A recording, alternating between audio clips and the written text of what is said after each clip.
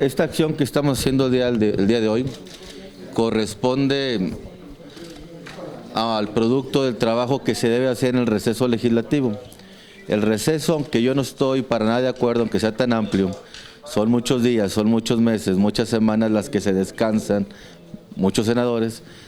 En teoría es para utilizarlo para recorrer tu entidad federativa, recorrer el Estado, platicar con los alcaldes, platicar con los actores políticos, platicar con quienes usan, instrumentan y aplican la ley para encontrar las áreas de oportunidad de adecuar el marco jurídico y actualizarlo y perfeccionarlo.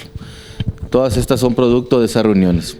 Durante estos 3 meses, 4 que duró el receso, yo, aunque fui miembro de la comisión permanente, me dediqué 4 o 5 días a la semana en mi estado a recorrerlo, a platicar con organizaciones de la sociedad civil, con funcionarios públicos que aplican e instrumentan la ley, con alcaldes, con personas que integran el gobierno del estado, el registro civil, y hay muchísimas áreas de oportunidad y ustedes lo pueden platicar con colegas de su propio medio, en cuanto, por ejemplo, la ley de radio y televisión, la ley de cinematografía, pues todos los vacíos y áreas de oportunidad y falta de actualización que tienen. Pues bueno, eso es en ese tema. Y así si nos vamos al tema de salud, de medio ambiente, al tema de transporte, al tema sendario, tributario, de corrupción, de fomento económico, de temas de bienestar de la familia, de jóvenes, de adultos, de menores, pues hay muchas cosas que hacer. Entonces, este es el primer ejercicio. Nosotros trabajaremos de aquí en adelante en mantener esta cercanía con la sociedad, con los actores políticos, con los actores que son los funcionarios públicos que aplican la ley, para estar presentando constantemente una cantidad muy importante de iniciativas para acelerar el proceso de actualización y modernización del marco jurídico. Hay leyes que tienen décadas que no se reforman, que no se actualizan, que hoy los tiempos exigen pues una situación distinta. O sea, hay temas arcaicos como, por decirte, en el Código Civil, que viene todavía el término hijo producto del adulterio. Eso es inhumano, eso atenta contra los derechos humanos y bueno, todavía estaba ahí.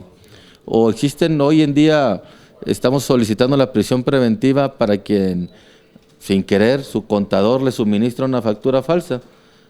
Se está agravando el delito, pero por ejemplo quien atenta contra el medio ambiente, un funcionario público que emite un permiso en un área natural protegida, pues sus sanciones son muy menores.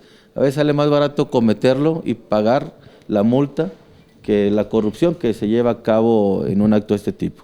Entonces estamos actualizando muchas cosas. Ustedes lo irán viendo, obviamente de aquí se irá a las comisiones correspondientes, en donde daremos la discusión, la pelea y argumentaremos el porqué cada una de estas con lo que la misma población nos ha comentado. Señor, ¿nos puede explicar la iniciativa sobre la corrupción para que devuelvan los robados, los que hayan cometido un ilícito? ¿Esto cómo permeará en el Estado? Y si en este caso claro, el gobernador estaría sujeto a este proceso, incluso juicio político. Sí, aquí en ese tema, que es uno de los que tenemos de corrupción, es definir muy bien el proceso para devolver pues ahora sí que lo desviado, y también determinar a dónde va a ir dirigido. Hoy en día este tema, pues lamentablemente hay importantes vacíos, no está claramente definido cómo se recuperan los montos desviados del erario público, ya sea en tiempo, ya sea en dinero, ya sea en actos de corrupción, cómo se recibe y para dónde va redireccionado. En el caso de Nuevo León, hoy vemos que por la parte de la Auditoría Superior del Estado, por parte de la Auditoría Superior de la Federación, por parte de los órganos electorales, hay importantes señalamientos de desvíos de grandes dimensiones y por ello nos estamos adelantando. Porque miren, por ejemplo, si lo que hizo el Bronco en la recaudación y recabar las firmas, que hoy ya es un delito grave, a tiempo se hubiera agravado ese delito, hoy el gobernador de Nuevo León estuviera en prisión.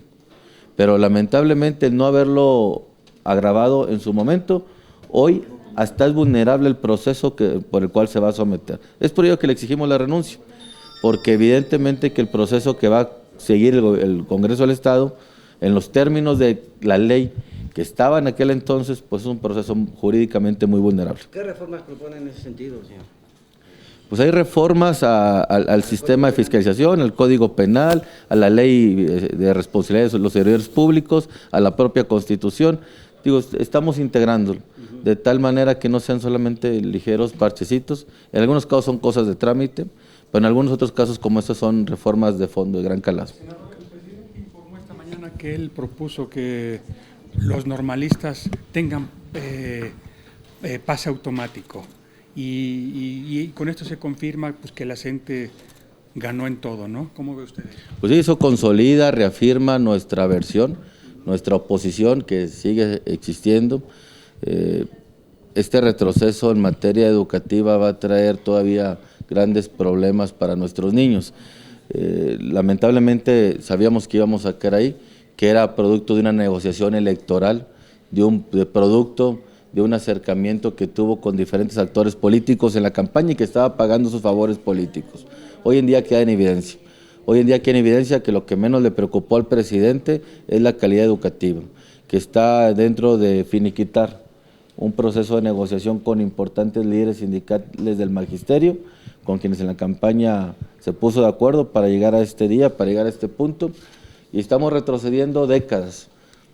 La reforma educativa no es la reforma educativa de Peña Nieto, a la que le dieron reversa, es la reforma educativa que obedece a las recomendaciones de la Organización para la Cooperación y el Desarrollo Económico, que ya se aplica en todos los países integrantes de la misma y que en México apenas tenía unos años, que ciertamente tenía errores de instrumentación, pero que era el camino adecuado para mejorar la educación en nuestro país, como el tema que comentas, que los maestros, su ingreso, su permanencia y su desarrollo fueran producto de su esfuerzo, de su dedicación y de su evaluación constante, y no un pase automático, que no son más que barajitas para que repartan los líderes sindicales y que prácticamente sean quienes desde un inicio determinen quién entra y quién no entra normal, en el entendido que quien entra normal ya tiene chamba segura.